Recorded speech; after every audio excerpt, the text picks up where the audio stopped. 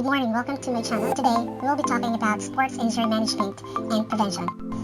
For Activity 1, the teacher will present a scenario and let the student give possible things they can do to give first aid. I have here a short video clip about sports injury.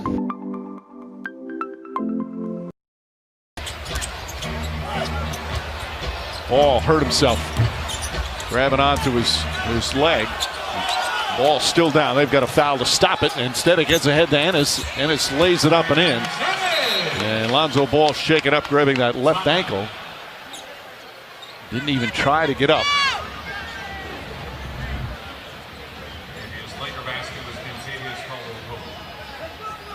Boy, that turned pretty far and had to be helped off by his teammates. Obviously, we'll get. Ball hurt himself, grabbing onto his leg. Ball still down. They've got a foul to stop it. Instead, it gets ahead to Ennis. Ennis lays it up and in. And Lonzo Ball shaking up, grabbing that left ankle. Didn't even try to get up.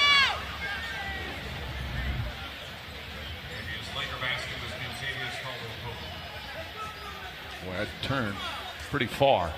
So they'll.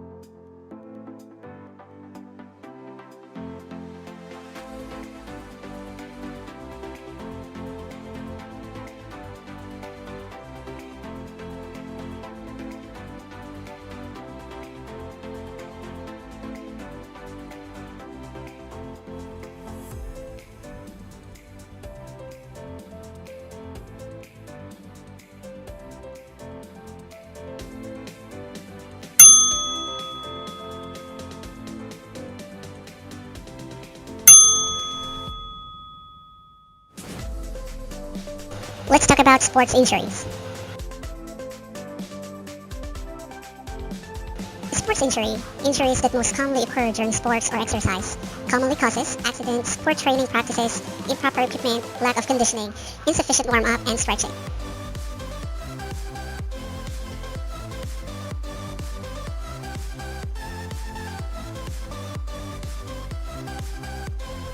Common injuries are dislocation, injury to the brain, bruise, joint displaced, sprain, soft tissue injury, fracture, overstretched ligament, concussion, crack or broken bone.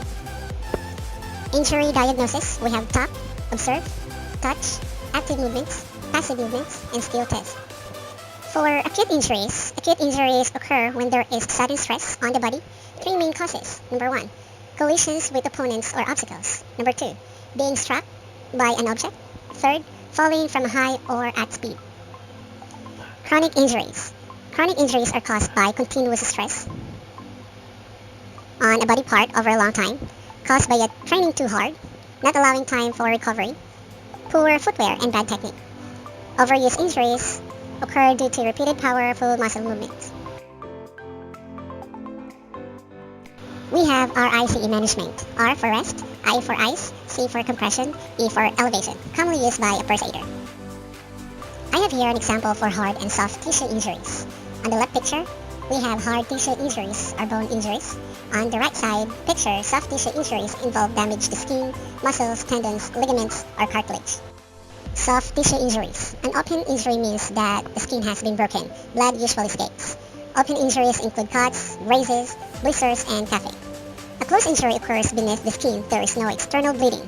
Closed injuries include bruising, pulls, strain, and sprains.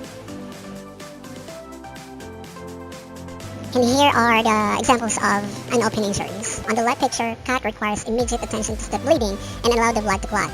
On the right picture, grazes or abrasions where skin is scraped off the body need to be cleaned carefully. An example of an open injuries. On the left side picture, blisters are caused by the skin rubbing on the surface. On the right side picture, we have tapping is caused by ill-fitting clothing or material. Close injuries. Bruises occurs when small blood vessels are damaged by an impact or sudden wrenching movement. Close injuries. We have sprain occurs when ligaments at joints get stretched or torn. On the right picture, strained muscles result from muscles being suddenly and forcefully overstretched. Hard tissue injuries or bone fractures. The bone either crack or breaks. Fractures lead to, number 1, bruising and swelling. Number 2, pain due to nerve damage. Number 3, the limb or area of the body where the breaks is become immobile. Lastly, if it is a bad fracture, our area will look obviously deformed. Unconsciousness. Concussion is a common cause of unconsciousness while playing sports. Common causes, number 1, fainting. Number 2, head injury. Number 3, heart attack or stroke. Number 4, asphyxia. Number 5, shock. Earlier we have R.I.C.E management. The second management is what we call D.R.A.B.C. D stands for danger, R for response, A for airway, B for breathing, C for circulation. Let's talk about dehydration. Dehydration, when we exercise, especially in hot conditions, the body loses water as a result of sweating. Number 2, if the performer does not rehydrate by drinking lots of water, they may suffer from dehydration. These are the causes and treatments for injuries. Number 1, we have blisters. Impact break bones. The treatment is R.I.C.E. Fracture. Wrenching force tears ligaments. The treatment is for D.R.A.B.C. and go to the hospital. Concussion. Rubbing on the skin. Immobilize limb and go to the hospital. Sprain. Brain injured by blow on the head. Keep clean and do not burst. Injury prevention. Training, competing in appropriate venues and surfaces with adequate clothing, footwear, and protective equipment. Correcting poor technique or biochemical alignment abnormalities.